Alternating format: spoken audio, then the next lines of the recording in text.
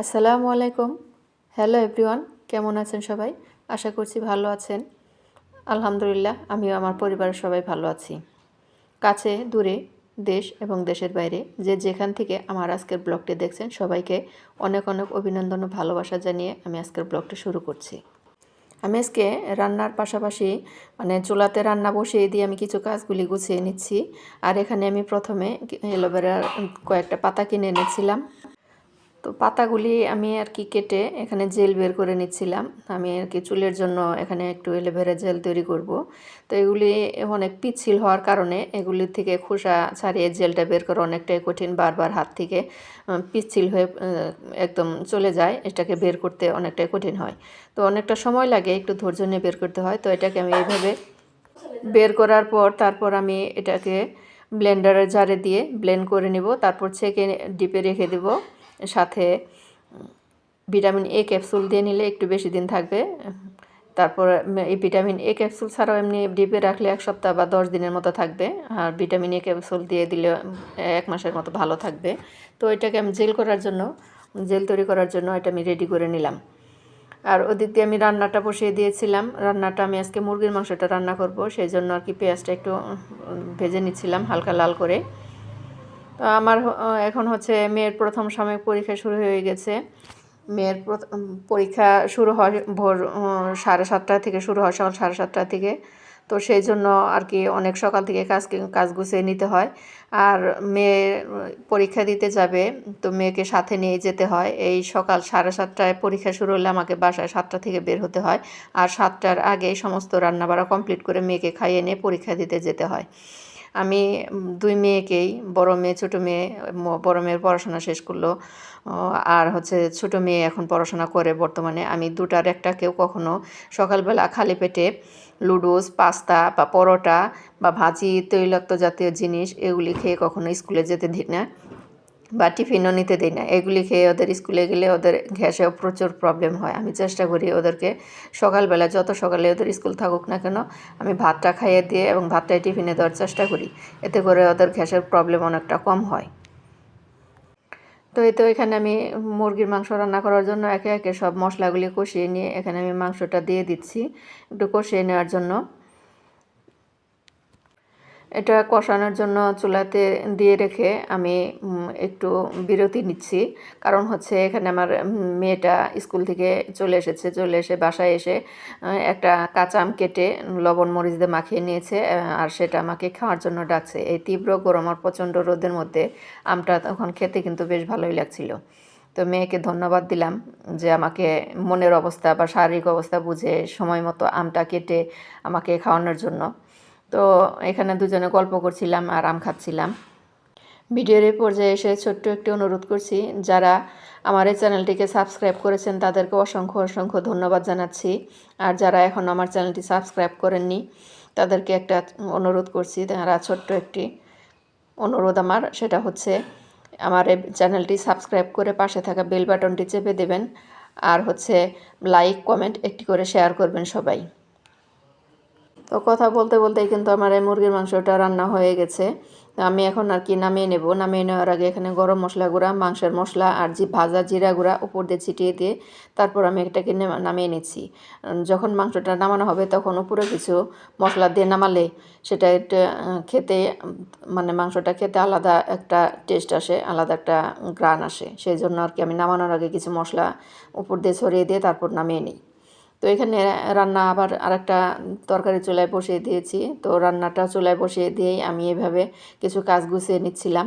তো কিচেনে বেশ কিছুদিন হয়ে গেছে আমার কিচেনের যে মশলার জারগুলি আছে এগুলি ক্লিন করা হয় না। তো এগুলি একটু কীরকম তেল চিটচিটে হয়ে গেছে। এই তেল চিটচিটে হওয়ার কারণে আমি এগুলিকে অফ ক্যামেরাতে একদম গরম পানি করে তারপর একটু হলুদের গুঁড়ি দিয়ে ধুয়ে নিয়েছিলাম। তারপর শুকাতে দিয়েছিলাম। শুকানো হয়ে গেলে আমি একটা পরিষ্কার ন্যাকড়া দিয়ে আমি এগুলি পরিষ্কার করে তারপরে এগুলি রেখে দেবো, তার জন্য আর কি ক্লিন করছিলাম। রান্নাঘরের জিনিসের কথা আর কি বলবো, রান্নাঘরের জিনিসগুলি কয়েকটা দিন 2-3 দিন হাত না দিলেই 2-3 দিন পর দেখা যায় অনেক বেশি সব জিনিসগুলো তেল চিটচিটে হয়ে আছে। তো সেগুলোকে কয়েকদিন পর পরে ক্লিন করতে হয়।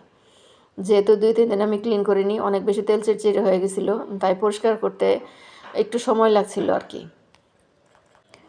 এত তীব্র গরমে আপনারা প্রচুর পরিমাণে পানি খাবেন এবং আপনাদের বাসায় যে ছোটো ছোটো ছেলেমেয়েরা আছে তাদেরকে প্রচুর পরিমাণ পানি খাওয়াবেন এবং চেষ্টা করবেন বেশি বেশি লেবুর শরবতটা খাওয়াতে। এতে করে আপনি এবং আপনার সন্তান দুজনেই সুস্থ থাকবেন। শরীর এবং টাকা পয়সা এই দুটি নিয়ে কখনো গর্ব করতে নেই, কখনো অহংকার করতে নেই। কারণ শরীর কখন অসুস্থ হয়ে যাবে, আল্লাহ তাআলা কখন অসুস্থতা দেবে সেটা কেউ বলতে পারে না। তো যখন তখন অসুস্থ হয়ে যেতে পারে, এই জন্য শরীর অসুস্থতা এবং টাকা পয়সা নিয়ে কখনো গর্ব করতে নেই। তো আমি এখানে করলা কেটে নিয়েছিলাম। করলাগুলি যারা তিতার কারণে খেতে চান না তাদের জন্য আজকের আমার এই করলা রান্নাটা। তো আমি করলাটা কীভাবে কেটেছি এটা একটু দেখিয়ে দিলাম। যে বীজের ভিতরে যে বীজের অংশটা থাকে ওটা আমি একদম ক্লিন করে চেঁচে ফেলে দিয়েছি, চামিচ দিয়ে ফেলে দিয়েছি। তারপর এটাকে আমি গরম পানিতে চুলায় দিয়ে ভাপিয়ে নিলাম। ভাপিয়ে দিলাম বলতে যে তিতা যে পানিটা হয় সেটাকে আমি একটু ফেলে নিয়েছি যাতে তিতাটা না আসে। তো তারপর আমি যেটা করেছি, ওই ভাপিয়ে পানিটা ঝরিয়ে নেওয়ার পর তারপর হলুদ মরিচ লবণ মেখে এখানে তেলে আমি ব্রাউন কালার করে আমি একটু ভেজে নেব, যাতে এটা একটু যে তিতার যে ভাবটা যেটুকু আছে সেটাও যেন চলে যায়। সেই জন্য আর কি আমার মেয়েরা আর কি করলা খেতে চায় না, তো ওদের জন্য আর কি আমি এভাবে করলা রেসিপিটা করেছি। আপনারা যারা করলাটা খেতে চান না তেতার কারণে, তারা কিন্তু আমি যেভাবে দেখিয়ে দিচ্ছি এভাবে রান্না করলে কিন্তু আপনি বা আপনার বাসার ছোট ছোট ছেলেমেয়েরাও কিন্তু খেতে পারবে। এভাবে করলে কিন্তু তিতার ভাবটা চলে যায়। তো এই তো আমার একটু লালচে করে ভাজাটা হয়ে গিয়েছে। আমি এখন তুলে নিচ্ছি। তুলে নিয়ে এখন যে তেলের অংশটা আছে সেই তেলের মাঝে আমি পেঁয়াজ কাঁচামরিচটা ফ্রাই করে নিচ্ছি। করলা দিয়ে তরকারি রান্নাটা আমার কাছে ছোটোবেলায় থেকে অনেক ভালো লাগে, আমি অনেক পছন্দ করি। কিন্তু বেশ কয়েক মাস হয়ে গেছে আমি করলার তরকারি খাই না, তাই আমার একটু করলার তরকারি খেতে ইচ্ছা করছিল। তাই আমি কীভাবে রান্না করব ভেবে পাচ্ছিলাম না, যেহেতু আমি একা খেলে তরকারিটা শেষ হবে না। ওরাও আমার মেয়ে বা মেয়ের বাবা ওরা মিলে যদি খায় তাহলে তরকারিটা দেখা যাবে শেষ হবে। তাই চিন্তা ভাবনা করছিলাম যে কীভাবে রান্না করলে এটা তিতে ভাবটা লাগবে না, তিতে ভাবটা চলে যাবে। তাই একটু টেকনিক খাটিয়ে রান্না করলাম আর কি। আমার কাছে করলার রান্না, করলা ভাজি, করলা ভর্তা, করলার যে কোনো রেসিপি করি না কেন আমার কাছে সব কিছুই খেতে ভালো লাগে। আর করলা এই গরমে করলা খাওয়া কিন্তু স্বাস্থ্যের জন্য অনেক ভালো। আপনারা অনেকে আমার ভিডিও দেখেন কিন্তু লাইক কমেন্ট করেন না, এটা অনেক কষ্ট লাগে। কারণ একটা ভিডিও তৈরি করতে আমার অনেক কষ্ট হয়, 2-3 দিনও লেগে যায়। আর এখন যে ভয়েস ওভার করছি এটা কিন্তু ফ্যান চালিয়ে ভয়েস ওভার করা যায় না, ফ্যানটা অফ করে দিয়ে তারপর ভয়েস ওভার করতে হয়। এত তীব্র গরমের মধ্যে ফ্যান চালিয়ে ভয়েস ওভার করাটা, ফ্যান বন্ধ করে দিয়ে ভয়েস ওভার করাটাও কিন্তু অনেক কঠিন। তো এখানে অনেকক্ষণ যাবত আমি ফ্যান বন্ধ করে গরমের মধ্যে বারবার ঘেমে যাচ্ছি, টিস্যু দিয়ে মুখটা মুছে নিচ্ছি আর আমি এখানে ভয়েস ওভার করছি। আপনারা হয়তো ভাববেন যে 5-7 মিনিটের ভয়েস ওভারে আর কতক্ষণ কষ্ট লাগে। না রে ভাই, এখানে কিন্তু 5-7 মিনিটের ভয়েস ওভার করছি না, এখানে কিন্তু আমার সময় লেগেছে প্রায় 20-25 মিনিটের মতো ভয়েস ওভার করতে। কারণ আমার কথাগুলিকে বানাতে হয়, কথাগুলি গুছাতে হয়, তারপর কথাগুলি বলতে হয়। এখানে কিন্তু অনেক কথাই অনেক সময় গুছিয়ে রাখি যে এই কথা বলবো ওই কথা বলবো, কিন্তু কথা যখন বলা হয় তখন কিন্তু কোনো কিছুই মনে আসে না, কি বলবো অনেক কথাই এলোমেলো হয়ে যায়, গুছিয়ে বলতে পারি না। অবশ্যই আপনারা সেটা একটু ক্ষমা সুন্দর দৃষ্টিতে দেখবেন, আমার কথার মাঝে অনেক জড়তা থেকে যায়, অনেক কিছু গুছিয়ে বলতে পারি না। তো এখানে পেঁয়াজ কাঁচামরিচটা একটু ভেজে নিয়ে তারপরে একে একে সব মশলাগুলি দিয়ে আমি অল্প পরিমাণে এখানে পানি দিয়ে আবার মশলাকে কষিয়ে নিয়েছি। কষিয়ে নেবার পর তারপরে আমি আবার এখানে খালি করলা যেহেতু খাওয়া যায় না, তো আমি চেষ্টা করছিলাম এখানে অল্প কিছু আলু দেওয়ার জন্য। তো অল্প আলুটা আমি আগে যদি করলার সাথে ফ্রাই করে নিতাম তাহলে ভালো হতো, এটা আমার মনে ছিল না। তার জন্য আমি এখানে আলুটা একটু বেশি সময় কষিয়ে তারপর এখানে করলার সাথে কষিয়ে রান্না করে নিচ্ছি। এই তো আমার তরকারিটা রান্না হয়ে গেছে। তরকারিটা খেতে কিন্তু অনেক বেশি টেস্ট হয়েছিল। যারা খান না এভাবে খেয়ে দেখবেন। ভালো থাকবেন, সবাই সুস্থ থাকবেন। আল্লাহ হাফেজ। আসসালামু আলাইকুম।